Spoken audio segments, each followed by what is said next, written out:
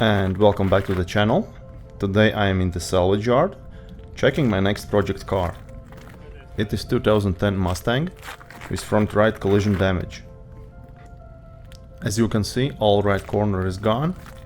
Frame rails is kind of okay, but we will see for sure after we strip all the damaged parts away. So let's bring it home for closer inspection. Car is finally home from the salvage yard. Let's check it out. Let's open doors and take a look. Seat and steering wheel airbag is deployed. No damage to the panel, as I suspect there was no passenger at the time of the collision. Next, let's check the panel gaps. First is driver's side door. Door gap looks good from top to the bottom, so that indicates that the fender or door haven't moved after the collision. This gap also looks nice and even. So, let's move to the passenger side, where the damage is. Passenger side door gap looks really good, nice and even. That means there is big probability that nothing has moved after the crash. This is a part that worries me. It looks that big part of the impact was on the front tire, so all suspension is moved towards the cabin. Okay, let's go. Let's start to remove all the damaged parts. We'll start with the battery. Let's disconnect it and check for the voltage. When you are working with the car, it is strongly recommended that you disconnect the battery, as you never know what connections are open or what wires are split. In my case it is mandatory, as the car is damaged and some wires are definitely split open.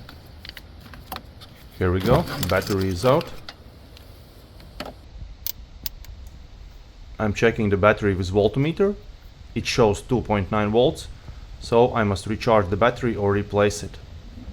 Next, I will remove this radiator cover to see the damage underneath it. After that, I will be stripping away all the damaged parts. At the end, I will have complete parts list that I will need to replace.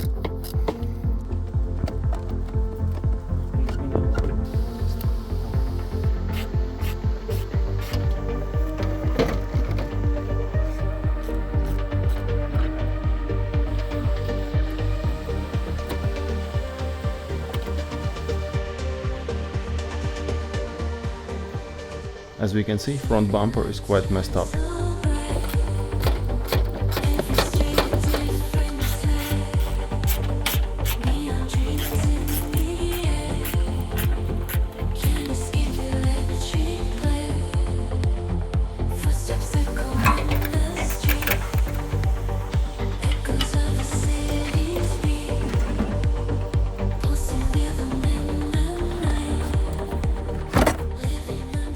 Next, I am removing the front wheel to inspect the damage.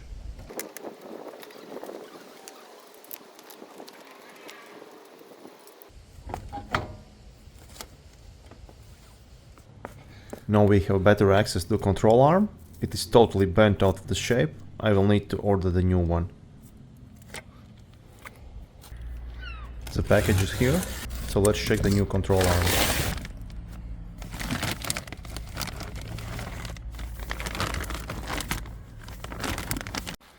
So, second day. Today's plan is to change lower right control arm and get it on the ramp. And control arm is right down there. This one.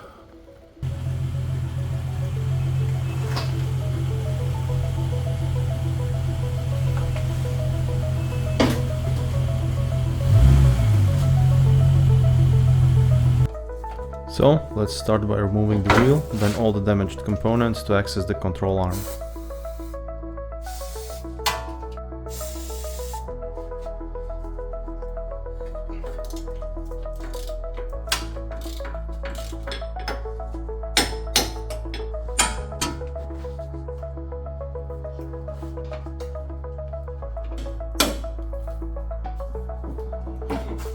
Wow.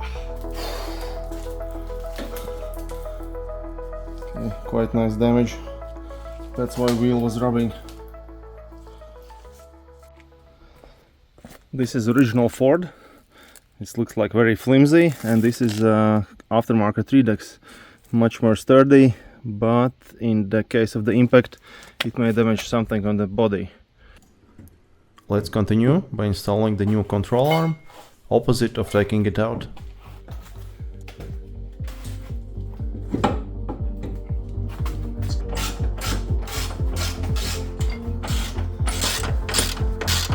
Okay, it took 1.5 hours, but the new control arm is in place, so looking good.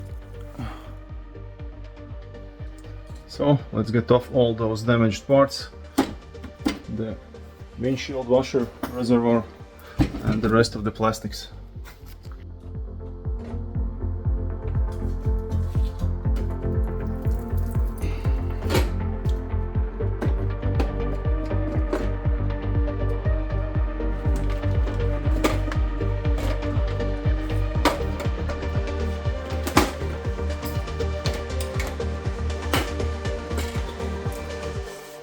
So this looks pretty fine. Here's a little bit of damage, and I will need to replace all this front section and also the crash bar. Okay, the wheel is back on.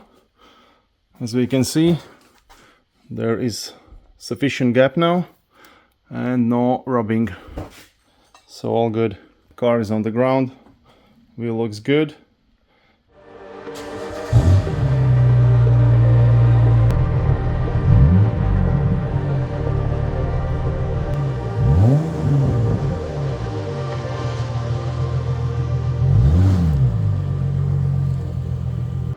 So, end of the second day. I think we did pretty good, and see you next time.